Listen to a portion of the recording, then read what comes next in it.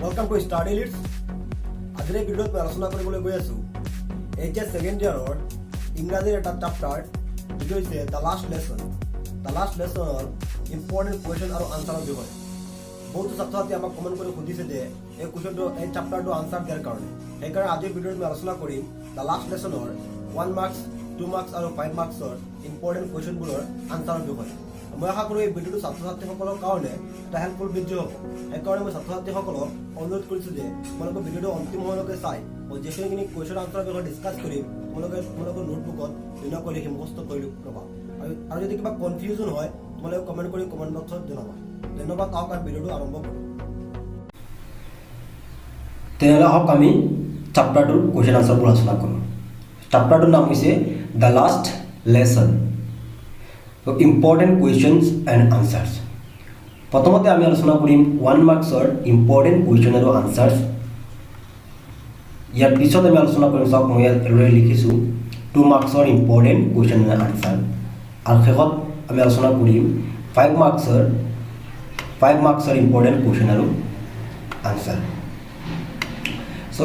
আৰু এই কুৱেশ্যন আনচাৰবোৰ মই PDF হিচাপে আপলোড কৰি দিম। তোমালোকে ডিছক্ৰিপশ্যনত গৈ ডাউনলোড কৰিব পাৰিবা PDF ফাইলটো। তেনে আহক আমি কুৱেশ্যন প্ৰথমতে 1 মাৰ্কছৰ ইম্পৰ্টেণ্ট কুৱেশ্যন আৰু আনচাৰ ডিছকাছ কৰোঁ। So, I started for school very late that morning. Who is the I here? এই চেণ্টেন্সটোত অৰ্থটো হৈছে যে মই স্কুললৈ দেৰিকৈ যোৱা আৰম্ভ কৰিছিলোঁ। হু ইজ দ্য আই হিয়াৰ মানে এই চেণ্টেন্সটোত আই শব্দটোৱে কাক বুজাইছিল। চ' আমি যদি চেপ্টাৰটোৰ অৰ্থ বুজি পাওঁ তেনেহ'লে আমি পাওঁ যে ইয়াত আই শব্দটোৱে ফ্ৰেণ্ডছক বুজাইছে। হিয়াৰ আই ৰেফাৰ্ছ টু ফ্ৰেণ্ডছ। আশা কৰোঁ নিশ্চয় প্ৰথম কুৱেশ্যনটো বুজি পাইছা। 2 নম্বৰ কুৱেশ্যনটো হৈছে what did Hamel do when he wanted two গ' ফিচিং। মানে Hamel আছিল সেই চেপ্টাৰটোত এজন শিক্ষক। মানে Hamel কি কৰিছিল। What did Hamel do when he wanted to go fishing যেতিয়া তেওঁ মাছ মাৰিব বিচাৰিছিল বা মাছ মাৰিবলৈ যাব বিচাৰিছিল। আনচাৰটো হ'ব when Hamel wanted to go fishing he just gave his students also a holiday। আৰু যেতিয়া তেওঁ মাছ মাৰিবলৈ যাব বিচাৰিছিল তেতিয়া তেওঁ ছাত্ৰ ছাত্ৰীক বন্ধৰ দিন বা ছুটিৰ দিন ঘোষণা কৰিছিল। 3 নম্বৰ কুৱেশ্যনটো হৈছে what did Hamel right at the and of the class. মানে শ্ৰেণীটোৰ শেষত Hamel কি লিখিছিল। মানে Hamel লিখিছিল বিবালা ফ্ৰান্স। মানে ক্লাছটোৰ শেষত Hamel লিখিছিল বিবালা ফ্ৰান্স। 4 নম্বৰ কুৱেশ্যনটো হৈছে what did France think for a movement. মানে এক মুহূৰ্তৰ বাবে ফ্ৰেণ্ডছে মানে ফ্ৰেণ্ডছ হৈছিল সেই চেপ্টাৰটো যদি তোমালোকে অৰ্থ বুজি পোৱা পাবা যে ফ্ৰেণ্ডছ হৈছে এজন ষ্টুডেণ্ট আৰু Hamel হৈছে এজন শিক্ষক। So' what did Franz think for a moment. ফ্ৰেণ্ডছে এক মুহূৰ্তৰ বাবে কি ভাবিছিল। আনচাৰটো হ'ব for a moment Franz thought of running away and spending the day outdoors. মানে এক মুহূৰ্তৰ বাবে ফ্ৰান্সে ভাবিছিল যে গোটেই দিনটো বাহিৰত কটোৱাটো তেওঁ ভাবিছিল। ইয়াৰ পিছত কুৱেশ্যনটো চাওক 5 number What was written in the new copies brought by Hamel for the student in a beautiful round hand? Answer to both the words France Alzab were written in the new copies. Here piece of question to say what is the name of the blacksmith in the last lesson? Last lesson of blacksmith as a blacksmith naam to here. But the important question hai to naam to the name of the blacksmith was Wacha. The name was Wacha. Next question to is who is the author of the last lesson. But a question to who wrote the last lesson. So answer to Alphonse Daudet is the author of the last lesson. Here piece of question to say what did Hamel say he would ask to his student that morning. মানে সৌ দিনা ৰাতিপুৱা তেওঁৰ ছাত্ৰ ছাত্ৰীক কি সুধিব বুলি Hamel কৈছিল। Answer to is Hamel said that morning that দুবাৰ আছে ইয়াত he would ask questions his students on the rules of participles. 9 number question to is how long did Hamel টিচ ইন হিজ স্কুল মানে Hamel তেওঁৰ বিদ্যালয়ত কিমান বছৰ বা কিমান দিন শিক্ষকতা কৰিছিল so Hamel taught 40 years in his school মানে Hamel 40 বছৰ তেওঁৰ বিদ্যালয়ত শিক্ষাদান কৰিছিল ইয়াৰ পিছৰ কোৱেশ্চনটো হৈছে what did Hamel tell the students mounting his chair answerটো হ'ব there was an order from Berlin to teach only German in the schools of Ahsec and Lorraine 11 নম্বর কোয়েশ্চনটো হৈছে what is the great trouble with Ahsec answerটো হ'ব according to Hamel procrastination among the people who always put off their learning till tomorrow is the great trouble with Ahsec মানে procrastination অর্থ হচ্ছে যে কোনো একটা কাম পিছ দিনা করার কারণে এড়িয়ে দিয়া নেক্সট কোয়েশ্চনটো হৈছে what did Hamel want to give his student before going away মানে Hamel যোৱাৰ আগতে তেওঁ ছাত্ৰ-ছাত্ৰীসকলক কি দিব বিচাৰিছিল আনসাৰটো হ'ব Hamel wanted to share all his knowledge মানে Hamel তেওঁ গোটেইখিনি নলেজ দিব বিচাৰিছিল and give his student all what he knew before going away তেওঁ যোৱাৰ আগতে যিবোৰ তেওঁৰ নলেজ আছিল সেইখিনি তেওঁ ছাত্ৰ-ছাত্ৰীক লগত শ্বেয়াৰ কৰিব বিচাৰিছিল ইয়াৰ পিছৰ কোৱেশ্চনটো চোৱা what was friends in great dread of মানে ফ্ৰেন্ডৰ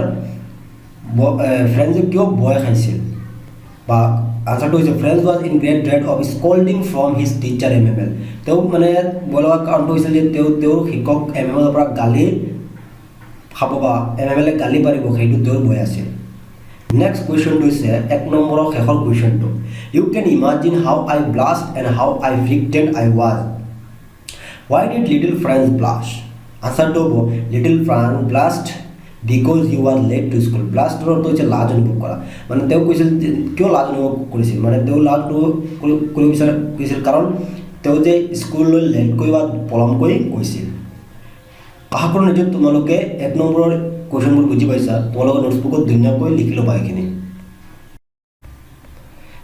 এতিয়া আমি আলোচনা কৰিম 2 marks important questions and answers মানে 2 নম্বৰৰ important question আৰু answerবোৰ মানে এইখিনি থাকিব 2 নম্বৰ সো আৰু মই পেপাৰত লিখিছো এই কোৱেশ্চনবোৰ কিমান চনত আহিছিল সো এই কোৱেশ্চনবোৰ বাৰে বাৰে ৰিপিট কৰিবা 2012 ত আহিছিল 13 ত আহিছিল 16 ত আহিছিল সো তোমালোকে যদি প্ৰিভিয়াস ইয়াৰৰ কোৱেশ্চন আনসাৰবোৰ ধুনীয়াকৈ শিকি লোৱা তেনে নিশ্চয় ইয়াৰ পৰা পৰীক্ষাত কোৱেশ্চন কমন থাকে সো মই যিখিনি কোৱেশ্চন আলোচনা কৰিছো বেছিভাগ প্ৰিভিয়াস ইয়াৰৰ কোৱেশ্চন 1 নম্বৰৰ কোৱেশ্চনবোৰ প্ৰিভিয়াস ইয়াৰত আছে বহুত সো 1 নম্বৰ 2 মাৰ্কছৰ 1 নম্বৰ কোৱেশ্চনটো হৈছে what are Hamel views about the French language মানে ফ্ৰান্স ভাষাটোৰ প্ৰতি Hamelৰ মতামত কি আছিল বা ভিউজ কি আছিল আনসাৰটো হৈছে according to Hamel the French language was the most beautiful clearest and logical language in the world and the French people should keep it alive among themselves to go back their lost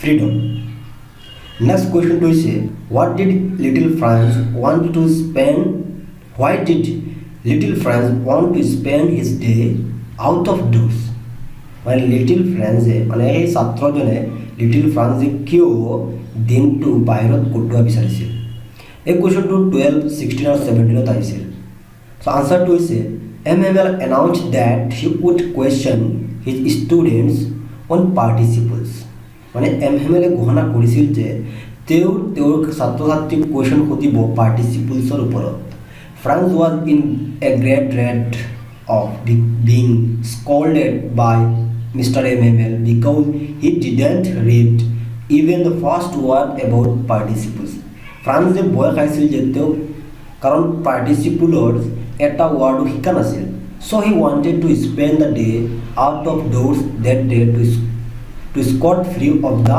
punishment he তেওঁ ভাবিছিল যে দিনটো বাহিৰত কটোৱাৰ কাৰণে মানে ইয়াৰ পৰিৱৰ্তে তেওঁ শিক্ষকৰ পৰা পানিশমেন্ট পোৱাৰ পৰিৱৰ্তে মানে স্কুললৈ গ'লে তেওঁ পানিশমেন্ট পাব সেইটো কাৰণে তেওঁ বাহিৰত দিনটো কটোৱা বিচাৰিছিল ইয়াৰ পিছৰ কোৱেশ্চনটো চোৱা 3 number what was the commotion that Franz anticipated in the classroom এই কোৱেশ্চনটো 2013 আৰু 15 ত আহিছিল সো আনসাৰটো চাই লোৱা Franz anticipated the usual commotions of every day he thought that there would be deafening noise of opening and closing of desks, lesson repeated in chorus, and the teacher's great rules rapping on the table. Next question 2 is why was the lesson called the last lesson? মানে lesson two part two কিয় last lesson বুলি কোৱা হয়? কুৱেশ্যনটো 2014 আছিল, বহুত important question. তো আনচাৰটো হৈছে the lesson এই অলপ প্ৰব্লেম হৈছে, দ্য লেসন ৱাজ হ'ব লাগে ইয়াত, দ্য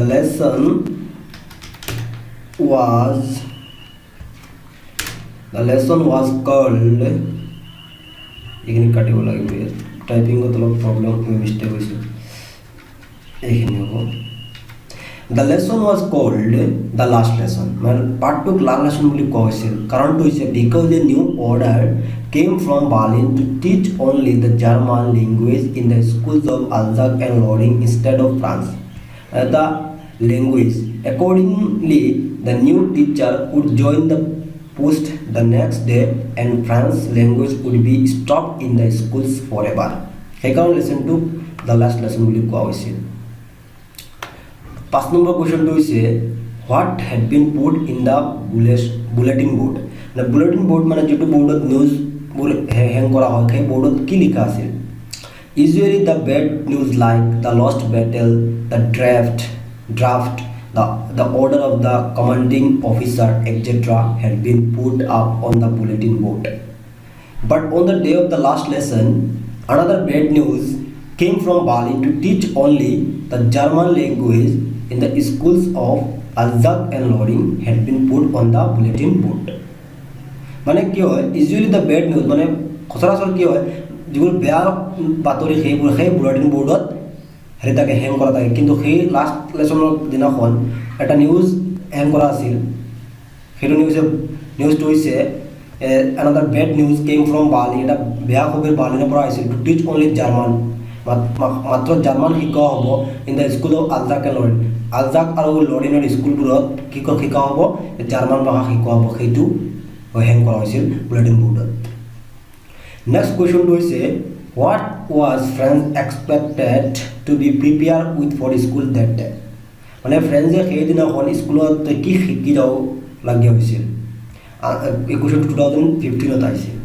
আনচাৰটো হৈছে France was expected to be prepared with a lesson on participle that day. His teacher Hamel said that he would question his student on participles. মানে তাৰ শিক্ষকে ছাত্ৰ ছাত্ৰীসকলক কৈছিল যে পাৰ্টিচিপলছৰ ওপৰত কুৱেশ্যন কৰিব, সেইটো তেওঁ শিকি যাবলগীয়া হৈছিল। নেক্সট কুৱেশ্যনটো হৈছে why did Hamel not blame France alone for his inability to learn? আনচাৰটো এই কুৱেশ্যনটো হৈছে 2017। আনচাৰটো হৈছে Hamel didn't blame France alone for his inability to learn because France and Hamel himself were equally responsible in this matter. His parents preferred him to work on a farm or at the mills. Hamel also blamed himself because he often gave his students a holiday or asked to water in his flowers whenever he wanted to go fishing. ইয়াৰ পিছৰ কুৱেশ্যনটো হৈছে 8 number why France was afraid of going to school that day? মানে ফ্ৰেন্সে সেইদিনা স্কুললৈ যাওঁতে কিয় ভয় খাইছিল? আনচাৰটো হৈছে Hamel announced that he would question his student on participles. France was in a great dread because being scolded by Mr. Hamel because he didn't read even the first word about participles, so France was afraid of going to school that day. Next question is what news has been displayed on the bulletin board since the last 2 years in the last lesson. মানে কি news সেই notice বোৰ্ডত মানে যোৱা 2 বছৰ ধৰি হেং কৰা হৈছে। since the last 2 years the bad news like lost battle, the draft, the order of the commanding officer, etc. have been put on the bulletin board. But on the day of the last lesson, another bad news came from Berlin to teach only the German language in the schools of Alsace and Lorraine had been put on the bulletin board. Next question is 2 নম্বৰৰ শেষ কুৱেশ্যনটো why were the village elders present in Hamel's class on the day of the last lesson? Answer to is on the day of the last lesson the village elders were present in Hamel's class because that particular class was the last of the French language, so they were sorry that they had not gone to school more. It was their way of thanking Hamel for his 40 years and showing faithful service and of showing their respect of their country. So এইখিনি আছিল 2 নম্বৰৰ important question আৰু answer তোমালোকে এই 10টা যদি question answer শিকিলো ইয়াৰ পৰা নিশ্চয় কুৱেশ্যন কমন থাকিব আশা কৰোঁ নিশ্চয় তোমালোকে বুজি পাইছা আৰু যিমান পাৰা অৰ্থ বুজাৰ চেষ্টা কৰিবা মই অলপ খৰকৈ কৈছোঁ কাৰণ ভিডিঅ'টো বহুত দীঘল হৈ গৈ আছে তোমালোকে পাৰিলে অৰ্থখিনি বুজাৰ চেষ্টা কৰিবা এতিয়া আমি আলোচনা কৰিম 5 মাৰ্কছৰ ইম্পৰ্টেণ্ট কুৱেশ্যন আৰু আনসাৰ সো 1 নম্বৰ কুৱেশ্যনটো হৈছে what was the order from Berlin how did that order affect the people of Ahsec, particularly Hamel and his students? মানে বাৰ্লিনৰ অৰ্ডাৰটো কি আছিল আৰু এই অৰ্ডাৰটোৱে Ahsec আৰু মানে Hamel আৰু তেওঁৰ ছাত্ৰ-ছাত্ৰীৰ ওপৰত কি কেনেধৰণে প্ৰভাৱ পেলাইছিল মানে দুটা 5 মাৰ্কৰ কুৱেশ্যনৰ আনসাৰ আমি ডিসকাস কৰিম ইয়াৰ পৰা এটা হোৱাৰ সম্ভাৱনা আছে বহুত ইম্পৰ্টেণ্ট দুইটা যদি মানে এই চেপ্টাৰটোৰ পৰা 5 নম্বৰ কুৱেশ্যন দিয়ে তেনেহ'লে ইয়াৰ পৰা পৰীক্ষাত কুৱেশ্যন আহে সো আমি আনসাৰটো চাই লওঁ The order from Berlin stated that only German will be taught in the schools of Ahsec and Lorraine. মানে বাৰ্লিনৰ অৰ্ডাৰটো আছিল যে অনলি মাত্ৰ জাৰ্মান ভাষা শিকোৱা হ'ব Ahsec আৰু লৰেইনৰ স্কুলবোৰত এইটো আছিল বাৰ্লিনৰ অৰ্ডাৰ তাৰপিছত চোৱা the order from Berlin caused a great dismay among the people of Ahsec. The village people were sitting in the classroom and unusual silence privilege in the schools compared to the hostel and bustle earlier. Hamel, the teacher of a school in Ahsec, was greatly agitated. He became soft in speaking to the students. Each student was silent and wanted to learn everything about their mother tongue. They felt sorry and repented for their